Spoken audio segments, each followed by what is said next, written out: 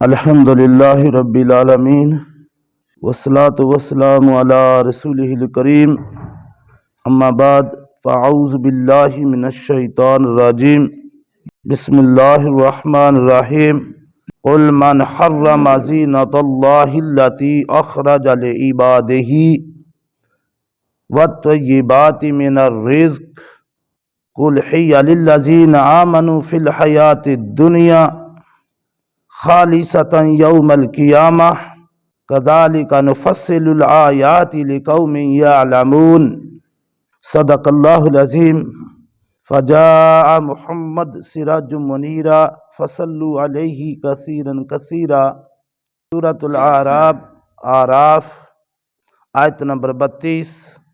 ارشاد باری تعالیٰ ہے، قل کہہ دو، فرما دیجئے، من حرم زینۃ اللہ التی اخرج لعبادہ، کہ کس نے حرام کیا ہے اللہ کی زینت کو، جو اللہ نے زینت دی ہے کس نے حرام کیا ہے؟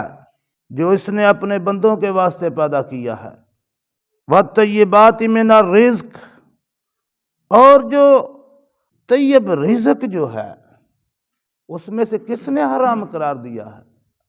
قل ہی للذین آمنوا فی الحیاۃ الدنیا، تو کہہ دیجئے یہ نعمتیں اصل میں ایمان والوں کے واسطے ہیں دنیا کی زندگی میں، اور آخرت میں خالصتاً اہل ایمان کے لیے ہوں گی۔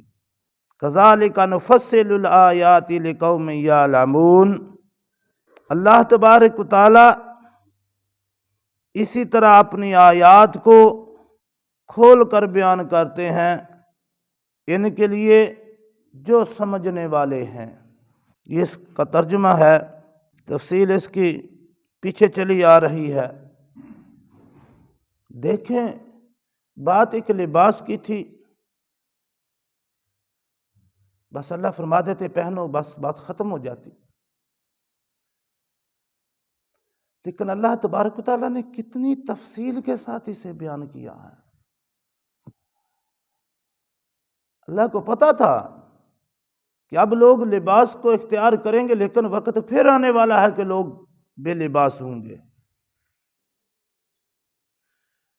پھر مختلف قسم کے جھگڑے ہوں گے، کس قسم کا لباس ہو، کس قسم کا نہ ہو، قیمتی ہو یا پھٹا پڑانا ہو، کیسا ہو، اللہ نے سب کچھ تفصیل سے بیان فرما دیا ہے۔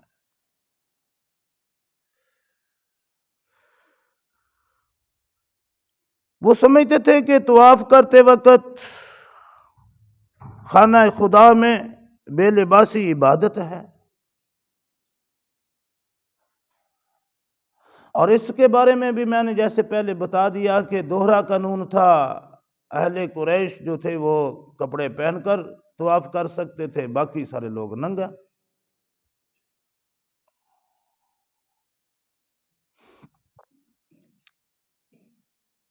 تو وہ کہتے تھے کہ نہیں، یہ زینت و ذبائش صرف خاص لوگوں کے لیے ہے۔ اللہ نے فرمایا نہ، کس نے حرام کیا ہے یہ زینت؟ اچھا لباس پہننا، زینت اختیار کرنا کس نے حرام قرار دیا ہے؟ حلال و حرام قرار دینا تو اللہ کا کام ہے، کسی بندے کا نہیں۔ یہ تو اللہ کا فعل ہے، اللہ کا کام ہے کہ وہ کسی چیز کو حرام قرار دے، کسی کو حلال قرار دے۔ کسی بندے کے پاس یہ اختیار نہیں ہے کہ وہ اللہ کی حلال کردہ ہوا چیزوں کو حرام جانے یا حرام کی ہوئی چیزوں کو حلال جانے۔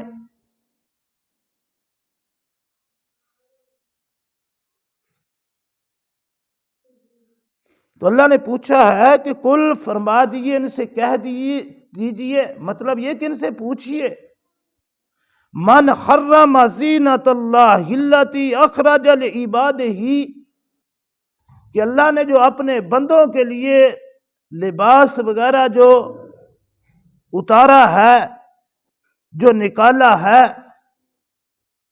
جو زینت کے لیے بھی ہے، اس کی زینت بھی ہے، اس کا پردہ بھی ہے، کس نے حرام قرار دیا ہے؟ وَالطَّیِّبَاتِ مِنَ الرِّزْقِ، اور جو اللہ نے رزق، طیب رزق، دیکھیں یہ طیب رزق ہونا چاہیے، یہ بات پہلے بھی ہوئی ہے، حلال بھی ہو، طیب بھی ہو، پاک بھی ہو۔ اور اسی لیے میں کہا کرتا ہوں کہ جو غیر ملکی، خصوصاً جو غیر مسلم ملکوں میں چیزیں بنتی ہیں، اس میں حلال و حرام کا اتنا زیادہ خیال نہیں رکھا جاتا، پرہیز کیا جائے۔ بلکہ آج کل تو میں تو اس چیز پر بڑا زور دیتا ہوں کہ بازار کی بنی ہوئی چیزوں سے مکمل طور پر خود بھی پرہیز کرے اور بچوں کو بھی پرہیز کرائیں۔ یہ انتہائی زیادہ نقصان دہ ہیں، وہ یہ نہیں دیکھتے کہ انسانوں کو اس کا کتنا زیادہ نقصان ہو رہا ہے، بس پیسے کے لالچ کے پیچھے بس ناقص چیزیں بازار میں آ رہی ہیں۔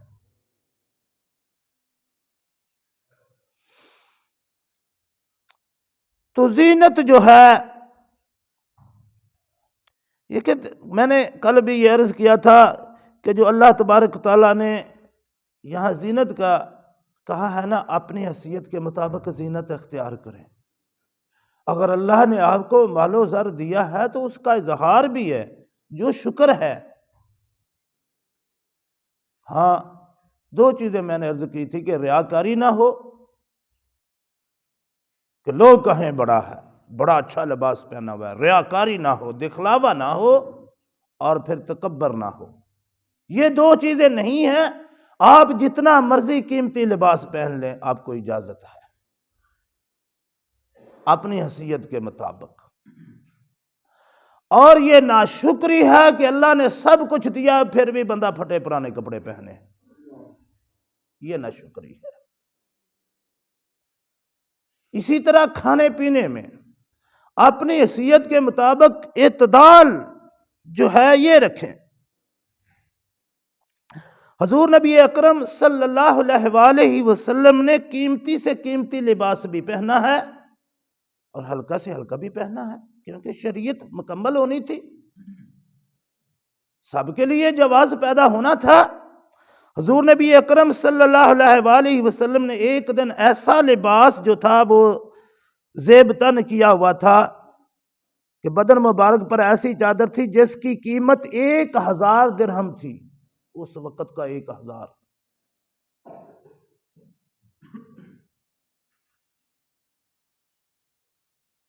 اسی طرح سلف الصالحین اور صحابہ اکرام اور حضرت امام ابو حنیفہ رحمۃ اللہ علیہ بہت اچھا اور قیمتی لباس پہنتے تھے، ان کا تجارت کا کاروبار تھا، اللہ نے بہت کچھ دیا تھا، بہت اچھا لباس پہنتے تھے۔ حضرت امام مالک جنہیں بہت بڑا مقام حاصل ہے اور بہت بڑے اللہ کے ولی اور فقی امام ہیں، ساری زندگی مدینہ منورہ میں گزاری ہے، جو لباس ایک دفعہ پہن لیتے دوسری دفعہ نہیں پہنتے تھے۔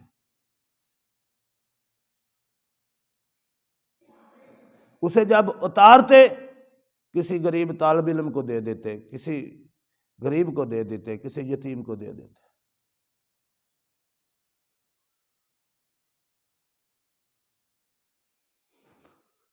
یہ بھی صدقہ ہے، اگر اللہ نے دیا ہے، آپ نے لباس پہننا ہے، اچھا ہے، پہننے کے قابل ہے، کسی کو غریب کو دے دے۔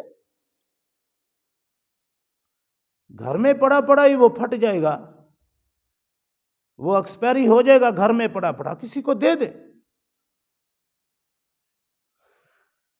تو مطلب یہ ہے کہ جتنی اللہ نے آپ کو حیثیت دی ہے اس کے مطابق آپ زینت اختیار کریں، لباس کے معاملے میں بھی اور کھانے پینے کے معاملے میں بھی۔ یہ کنجوسی ہے کہ اللہ نے آپ کو دیا ہے اور بچے جو ہیں وہ ترس رہے ہیں، یہ کنجوسی ہے۔ ان کی ضروریات بھی آپ پوری نہیں کرتے، یہ کنجوسی ہے۔ اور یہ اسراف ہے کہ آپ بے جا خرچ کرتے جا رہے ہیں۔ اسلام نے درمیانہ راستہ اختیار کرنے کا حکم دیا ہے۔ درمیانہ راستہ۔ تو میں نے یہ کل بھی عرض کر دیا کہ جب آپ نماز کے لیے آتے ہیں خصوصی طور پر ایسا لباس پہنیں، جو لباس پہن کے آپ دوستوں میں جائیں تو شرم اور عار محسوس نہ ہو۔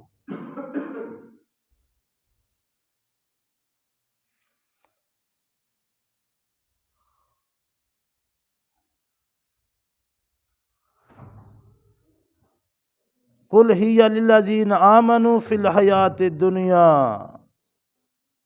یہ ان لوگوں کے لیے ہے جو ایمان لائے ہیں۔ یہ رزق، یہ لباس، یہ دنیا کی ساری رونق اہل ایمان کے صدقے ہے۔ یہ بات سمجھ لیں، اللہ کو ایمان کی کتنی زیادہ اہمیت ہے۔ جب تک ایک بندہ بھی ایمان والا اس دنیا میں موجود ہے قیامت نہیں آئے گی۔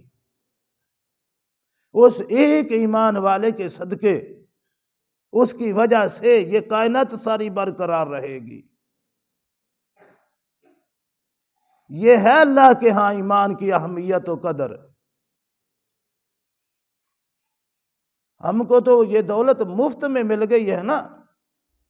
مسلمانوں کے گھر پیدا ہو گئے اور کسی نے اسی وقت یہ صدا ہمارے کان میں لگا دی کہ اشہد ان لا الہ الا اللہ، اشہد ان محمد رسول اللہ، یہ صدا ہمارے کان میں لگ گئی اور ہم مسلمان۔ مفت میں یہ دولت مل گئی ہے نا، اس لیے ہمیں اس کی قدر ہی نہیں ہے۔ اور یہ کتنی قیمتی ہے۔ اللہ نے جو جتنی بھی نعمتیں یہاں رکھی ہوئی ہیں زمین میں، یہ اہل ایمان کے لیے ہیں، اور اہل ایمان کی وجہ سے ان کے صدقے سے کافروں کو بھی مل رہی ہے۔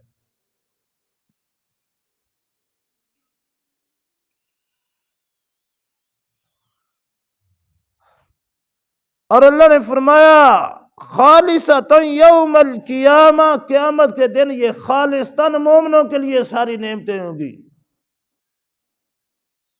کافر کے لیے ایک بھی نہیں ہوگی۔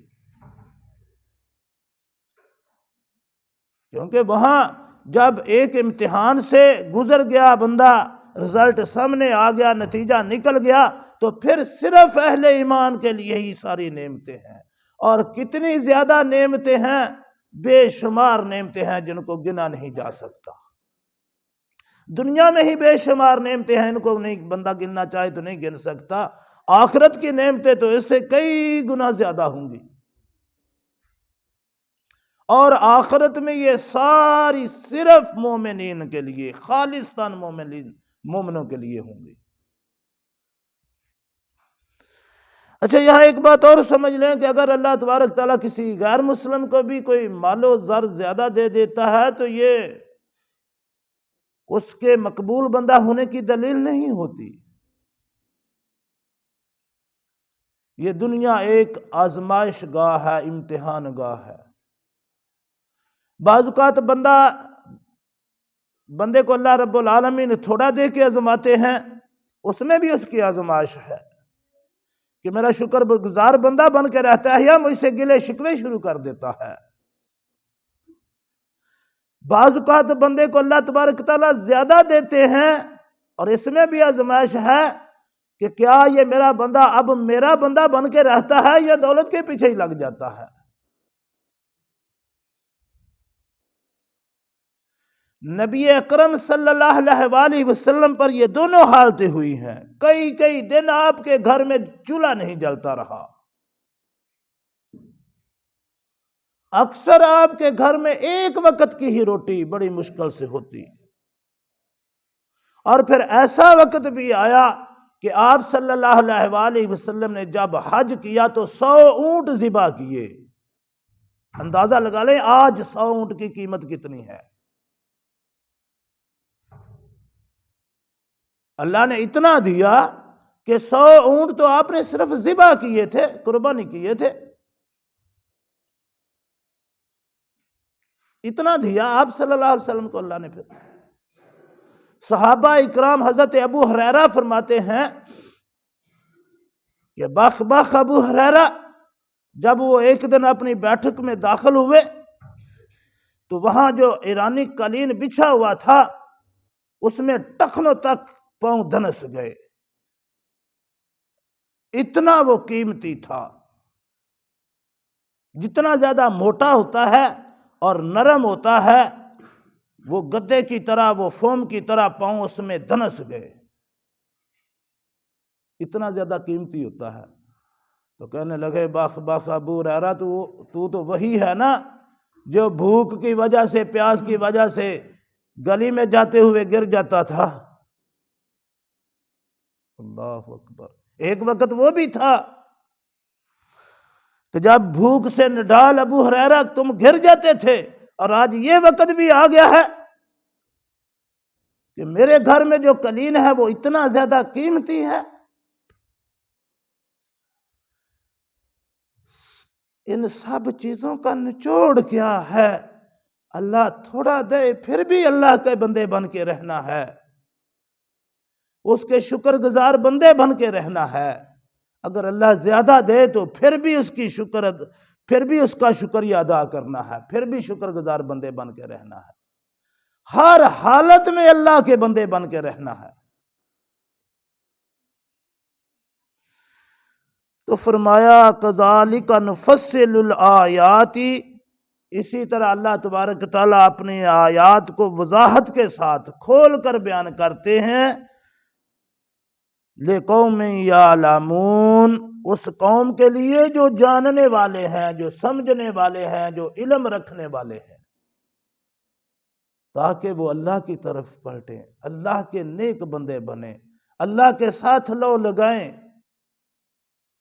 اللہ پر ایمان لائیں، ان کا ایمان اور زیادہ مضبوط ہو، اور زیادہ پختہ ہو۔ یہ ساری چیزیں اللہ نے اس لیے کھول کھول کر بیان کر دی ہیں، اور یقین جانے قرآن پاک کو آپ سمجھتے چلے جائیں، آپ کا ایمان بڑھتا چلا جاتا ہے۔ ہم تو ویسے ہی گزر جاتے ہیں نا، وہ بھی پڑھنا ثواب ہے، لیکن میں گزارش یہ کرتا ہوں، دیکھیں ہم ایک ہی آیت پڑھتے ہیں، چھوٹی ہو بڑی ہو، تو ایک ہی آیت میں اللہ تبارک و تعالیٰ کی اتنی رحمت ہوتی ہے، اتنا اس میں ہوتا ہے، وہ میں بیان ہی نہیں کر سکتا۔ تو اسے سمجھیں، یہ اللہ رب العالمین نے ہمارے سمجھنے کے لیے اتارا ہے، پڑھنے کے لیے، سمجھنے کے لیے، اس پر عمل کرنے کے لیے۔ اللہ عمل کی توفیق عطا فرمائے۔